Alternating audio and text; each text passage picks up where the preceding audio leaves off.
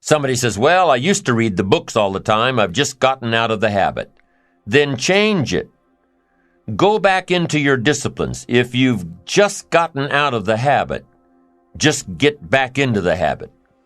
It's called discipline. If it doesn't work, don't do it any longer.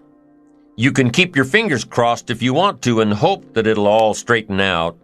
You can wish for the wind not to blow quite as severely, to change in your favor, but we call that naive at best.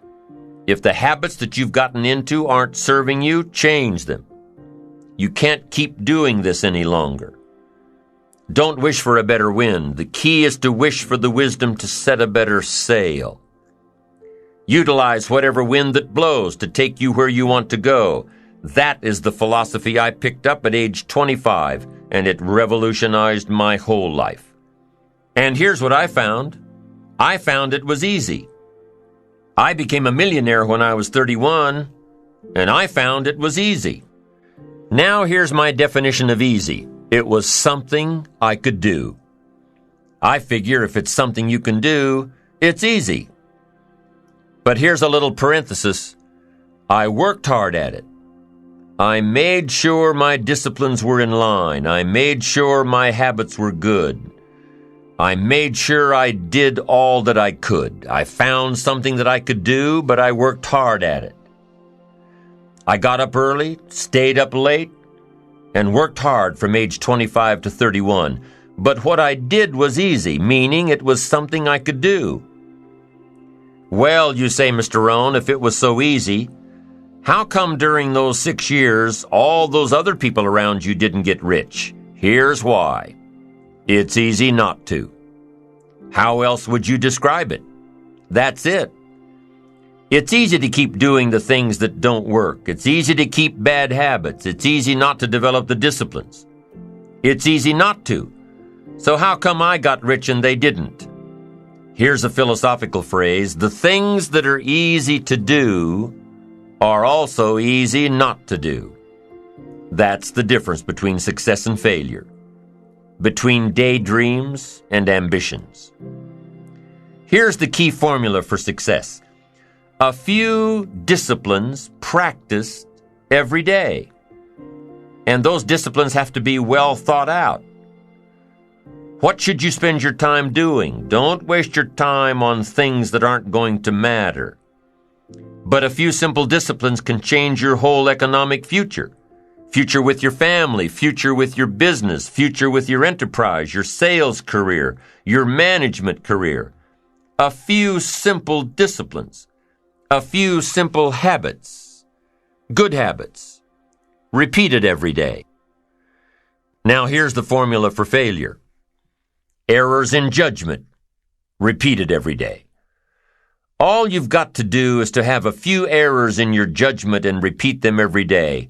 I'm telling you, they'll spin out of control in 10 years. You'll end up driving what you don't want to drive, wearing what you don't want to wear, living where you don't want to live, earning what you don't want to earn. A few errors every day, bad habits every day. It's disastrous. Now here's why it's easy to repeat an error in judgment. Because failure doesn't fall at the end of the first day. Bad habits don't show their horrible results at the end of the first day, or the first week, or the first month. It's easy to get faked out. If disaster fell on us at the end of the first week, we'd change our philosophy.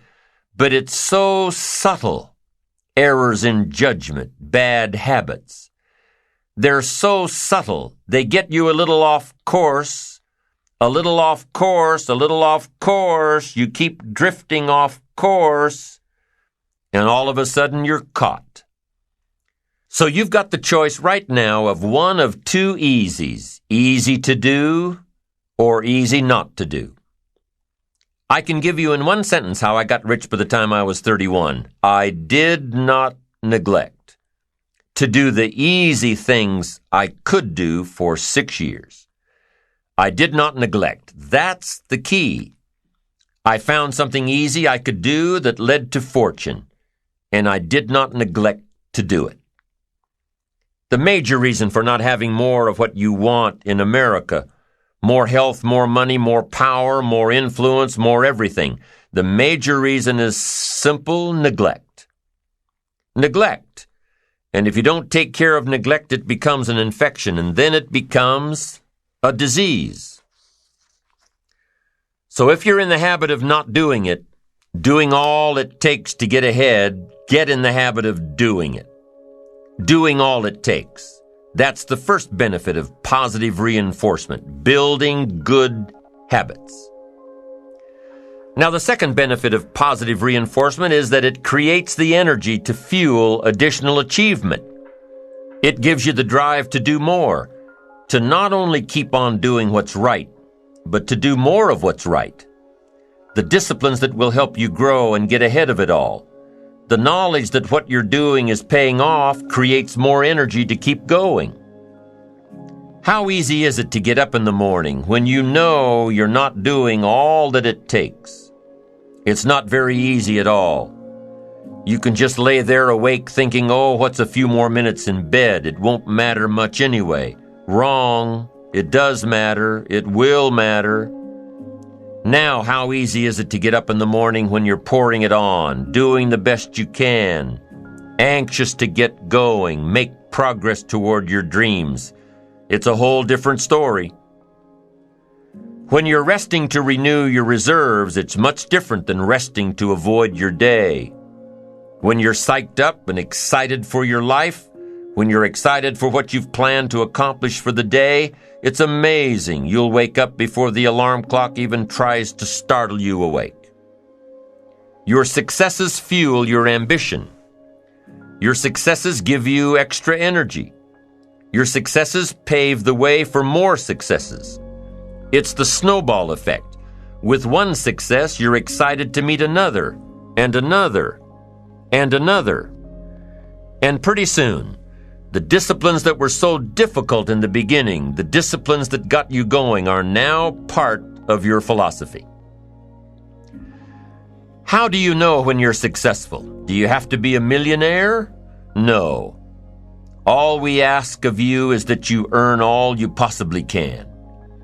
If you earn $10,000 a year and that's the best you can do, that's enough. God and everything else will see to it that you're okay. The key is to just do the best you can. If it's $10,000 a year, wonderful. If it's $100,000 a year, wonderful. If it's $1 million a year, wonderful. It doesn't matter $10,000 a year or $1 million a year. It doesn't matter as long as you've done the best you possibly can. Earn the most you possibly can. Be the most you possibly can. And here's why. The essence of life is growth. The essence of life is growth, to do the best you can.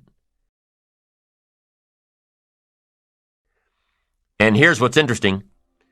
Humans are the only life form that will do less than they possibly can.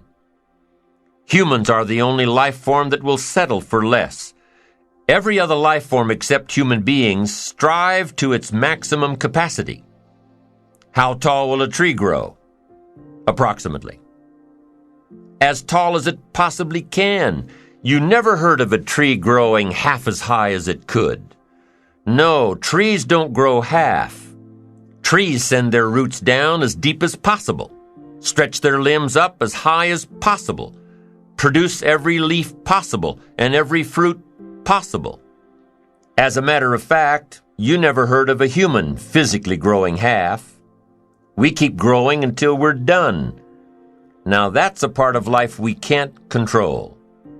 It's genetically coded. And that's probably why we keep growing till we're done. Because we can't control that part. It's the rest of our growing that we control.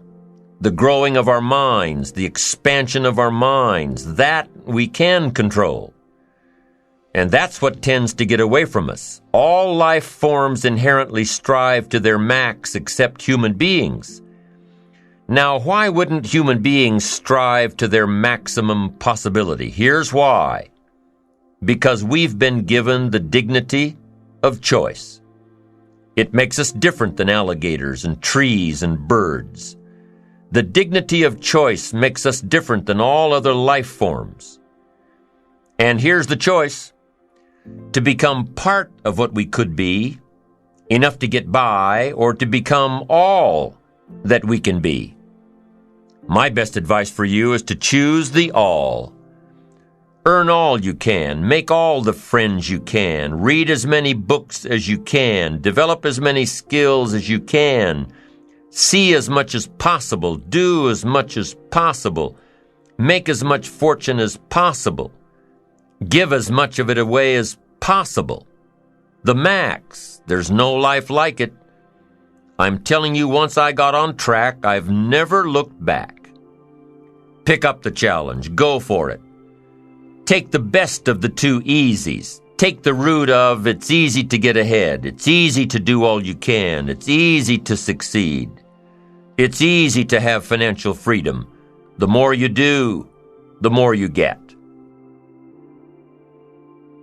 Whenever you prepare correctly, taking all of the steps you're supposed to take, doing everything in your power to stay on track, whenever your preparations lead to success, achieving your goals, you reinforce the disciplines that got you there.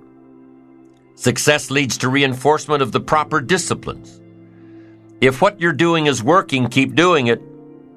If what you're doing isn't working, change it.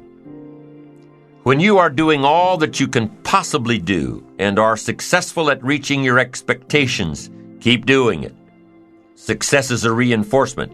Psychologists call this positive reinforcement. We all know about positive reinforcement. That's how we train our dogs. That's how we teach our kids. That's how the trainers at SeaWorld can get a killer whale to do tricks and follow commands and work side by side with humans, by positive reinforcement.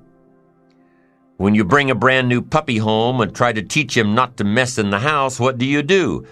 You reward him for going outside or scratching at the door. When you're trying to get your toddler out of the diaper stage, what do? You reward her with special presents, make her feel special for learning something new. When you're trying to get your older kids to crack the books and study, what do? You reward them when they get good grades. You teach them that the skills they are developing now will have great positive effects on their lives later. But you reward them now. This is positive reinforcement. Learning that there are rewards for doing something good, something worthwhile, something of value. The greater the value, the greater the reward. The better you do, the better your reward. The greater the value, the greater the reward. A bigger paycheck, a better house, financial freedom. It's all a reward system. Now, there are two major benefits of positive reinforcement. Number one, positive reinforcement builds good habits. If what you are doing, the habits you've gotten into, are building your ambition and increasing your success, keep doing them. Your success is reaffirming that these habits are good. Your success tells you that you need to keep doing what you are doing. By reviewing these habits that bring on success, you reinforce them, give them sticking power. Now here's the other side. By reviewing your habits, what you do every day, by reviewing your habits, you may find out that some of them are inhibiting your success. You may find out that what you're doing every day is bad for you, or you may realize that you've gotten out of some very good habits. Somebody says, well, I've just gotten out of the habit of taking my daily walk around the block. Well, I guess you'll just have to get in the habit of being sick down the road.